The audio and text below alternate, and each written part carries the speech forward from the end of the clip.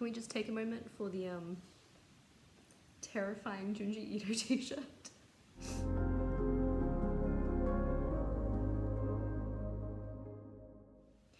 Hey all, it's Starzy, and today we are going to be doing my February wrap-up. It's a really dark and rainy day, so bear with me on the lighting. I feel like I haven't actually been reading a lot recently, and that's in part because full-time work, but also Lost Ark came out, which is a free-to-play MMO that some people I knew were playing. So I was like, oh, it's free to play, I'll just try it out. Next minute, I think I'd played over 40 hours in less than a week on launch, and I'd also gotten a bunch of my friends into it. So that's been taking up a lot of the little free time that I do have. I definitely did read some things in February, but most of them were quite short, other than the hyped sequel that I definitely have feelings about. That being said, let's get into the things I've read. One of the first things that I finally finished, and finally because it's a book I was like taking to work with me and stuff, so I was just reading bits here and there, but that was A Pinch of Magic by Michelle Harrison, which is a middle grade fantasy. I've actually already read the second and third, but had not yet read the first because that's a thing I do sometimes. And while I still kind of enjoyed this overall, I definitely didn't like it as much as the other two. I think part of that was the second and third have a particularly like eerie feel to them, like one's very ghosty and one's very witchy. And this still had like elements of that, but not as much. And the other thing with this was that it involves time travel. And time travel can be a very hard sell for me because in most cases, like it's almost impossible to do time travel without having some kind of inconsistencies within it. And some things do it better than others. But definitely in this, I was just kind of overthinking it of like, that doesn't actually make sense. That wouldn't actually work. Like, what philosophical idea of time travel are we actually working with here? Because I'm not sure it fits any. It's saying that this is a children's book, so I think most children would not be focusing on whether or not the time travel makes sense. So take that as you will. For me, it bothered me, as time travel often does, because I think too much about things, especially since I have a philosophy degree, and one of the things we talked about extensively was time travel. So something that bothered me. I still definitely recommend this series overall. This is just my least favorite of the three, despite it being the first one. I didn't actually describe what it was at all. You're following three sisters, and they go on a bunch of adventures and stuff. In this first one, they're trying to break a curse, and there's magic and stuff involved. Oh, also the other thing with this is some of the characters annoyed me more than they did in the others for some reason.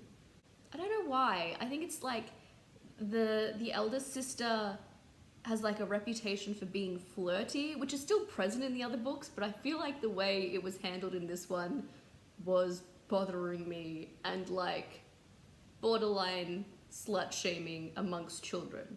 I feel like I know I'm just saying a lot of negative stuff about this. I still like enjoyed my experience overall. I just definitely think the second and third ones were much better for me personally. And also it's a children's book. Children would not be examining all of these details as I am, which is also why I don't think I rated it, because, you know, I'm not the target audience. I recommend the series overall. I just had some problems with this first one.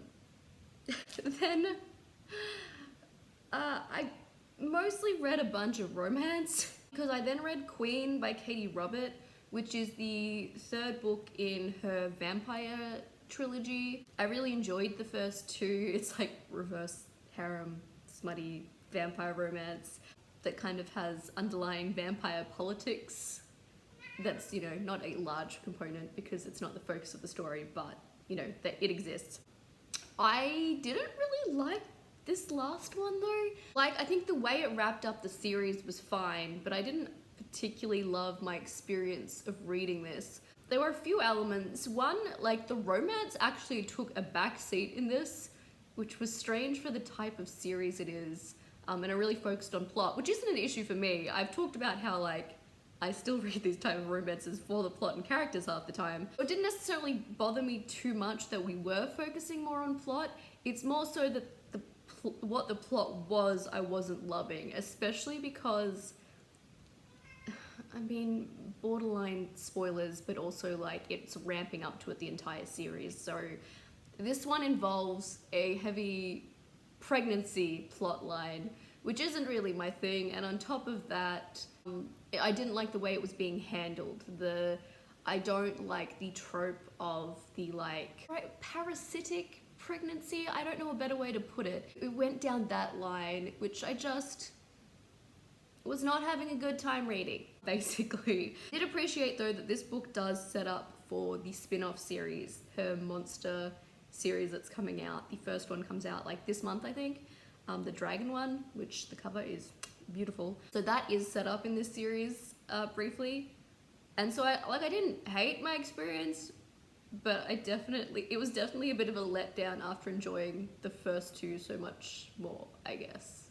I then reread Sass of Sorcery, which is Rat Queens Volume 1, which is a comic book series that's very kind of Dungeons and Dragons-esque in its feeling because it's a humorous fantasy series and you're following this like group of women, like a mercenary type group. And it's just a good time. I've really loved this first volume. I wanted to read this and then go on to the second one, but Scribd was doing that thing where it like blocks you from reading things. So I haven't read the second one yet. That was the reason I reread this one though. So hopefully I'll get to that soon. I do really enjoy this first volume. I just haven't gotten to reading any more yet.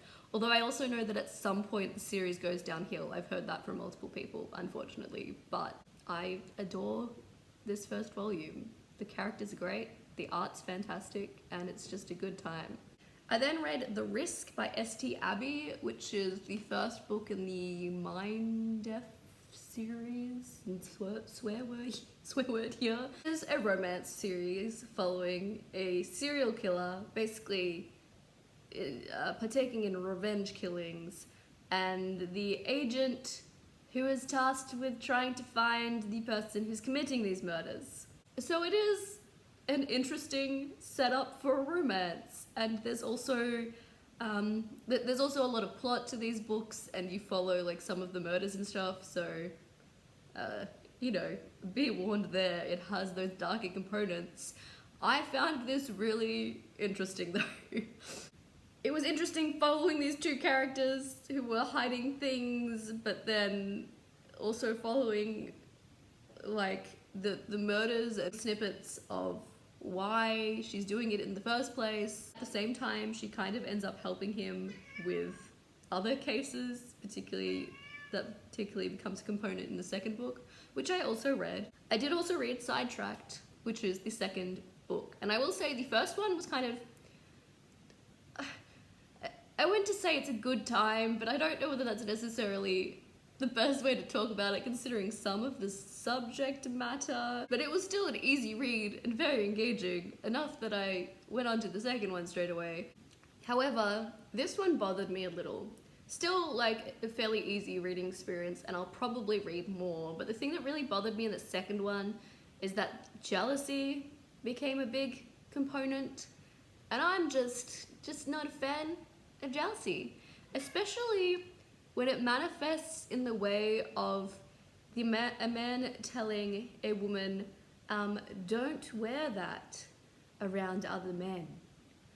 And it was played off in this book like that was such a sexy thing. He's so possessive of me, and like, that's so hot. And like, no. I've been there, having someone try to dictate what I should or should not be wearing around other people. No, it's not cute. It's not cute. But there was kind of jealousy from both sides going on, and I was, yeah, definitely not a fan of that. Not a fan. I will probably, again, like I will probably read the next book and see how I go with that. But if that, like, the jealousy thing continues, it's going to bother me. That's pretty much all I have to say about that. The first one I enjoyed though, for what it was. And the second one I didn't not enjoy overall, it was just that one element that was bothering me, especially given my own history. So then we do come to the last thing that I finished in the month, and that of course is House of Sky and Breath by Sarah J. Maas, which is the second book in the Crescent City series, which follows Bryce. In the first one, she's trying to primarily discover who murdered her friend, amongst other things. And this is urban fantasy. You've got a whole bunch of different types of people, elves, sprites, witches, angels, all living in this kind of more modernized city. And there's lots going on. There is lots going on. The first book I had mixed feelings about. I enjoyed the first book overall, and especially by the end, the ending of that book, I was kind of hooked on, but I did still have some problems with it.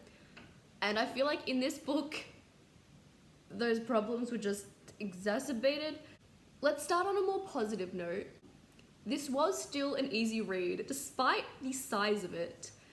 Sarah J. Maas's writing is very easy to read, right? So I got through this relatively quickly despite the size. And there were moments that I enjoyed, and I appreciated things like the fact that different characters were kind of given a little bit of time in the limelight and things like that. So it had some positives, but Nathan's waving at me. Hi. But overall, by the end, I was just more annoyed than anything. First of all, at about halfway through the book or something, I did post this in a few places, but I essentially decided that this book should be renamed House of Sexual Frustration, just because I was so sick of these two characters complaining for so many hundreds of pages about the fact that they could not get it on. It was getting a bit ridiculous how much it was being brought up, and the fact they weren't just doing it, you know? It was just annoying. They were just annoying me. It doesn't really help that I don't particularly like Bryce and Hunt as characters, which isn't great considering they are pretty much the main characters of the series, although again, some other characters were given some time in this book, so that was great. But I've never really liked Bryce and Hunt all that much, even in the first book, so they were just annoying me even more in this book. Trying to keep this spoiler free as much as possible, but also some of the ways some of the intimate scenes came about were also ridiculous. If this was just a straight up smutty romance book, some of it you'd excuse to an extent because you just expect everyone's gonna get together and whatever, but the way a number of pairings were handled in this bothered me, or the specific scenes bothered me. If you're in a dangerous professional situation, if I was in a dangerous professional situation communicating with a man, right, and he just out of nowhere suddenly became really sexual towards me, I would not be reciprocating that. I would be having a big problem there, right? So basically, yeah, there was the fact that this book was basically revolving around sex without there actually being any on-page sex until the end of the book, and the way a lot of that was handled was bothering me, just because it was ridiculous. And anyway, there was that. That was one of my issues. And again, I don't love the main characters, so there's that. There's also the fact that apparently everyone has to be in love with Bryce, which again, I don't particularly like Bryce as a character, so I don't get it.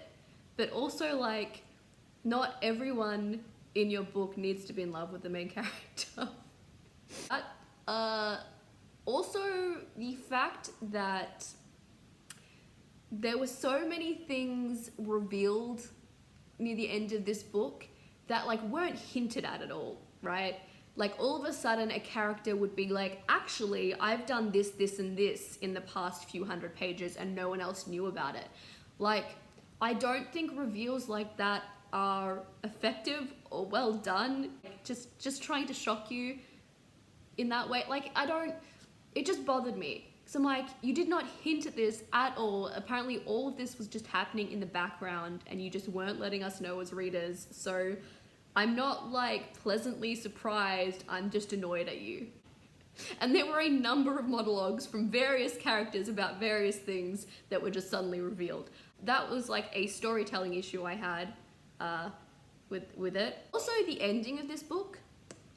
Some people I can appreciate are probably gonna like this ending, and especially, you know, some big Sarah J Maas friends, some big Maas fans may love that ending. I, however, was like, really? Yeah, especially when this was sold as like a brand new independent adult fantasy series. Again, I'm just annoyed more than anything. Oh, and also the fact that I'm legitimately not sure how Danica even had the time to have the amount of secrets that she apparently had. The first book, I feel like it worked and it made sense, more or less. But apparently she just has a heap more secrets that Bryce had no idea about, and it was getting to the extent that it was ridiculous. There are honestly probably other things that annoyed me, but for right now, those are the things that I can specifically remember that specifically come to mind of things that bothered me. So I gave this book a 2-star. Like, it had some moments where I was like, it had some positive moments. And it wasn't like a slog to get through because Maas's writing is easy reading. But there were just so many elements that annoyed me. And I know so many people are still giving this 5 stars. But will I read the next one? Let's be honest, probably. Because I read pretty much everything she comes out with. If I have as negative experience with the next one as I did this one, will I stop reading? Maybe. Or I'll just continue being Maas trash despite how annoyed I get by half of her books. That's what I read in February. Some short books and then this. Also been playing a little Lost Ark amongst a few other regulars, and also Pokemon Legends Arceus has been a great addition to the Pokemon franchise in my opinion. There are a couple things that I don't love about it, but overall it's a really nice fresh take on the Pokemon formula. And in terms of things we've been watching, we've pretty much just been watching Critical Role Campaign 3, and also we watched Vox Machina animated, which if you want an adult animated fantasy series, that was a good time. It's humorous and action-packed, and the visuals are great. And the storytelling's great, and the characters are engaging, and do recommend. Whether or not you're specifically into Dungeons & Dragons, do recommend.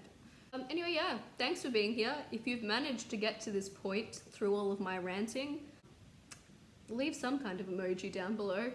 I don't know, a skull for how dead I feel inside after that book. I do also want to say thank you to all the new subscribers who have clearly come over from Ali. Thank you for being here and enjoy your stay, I guess.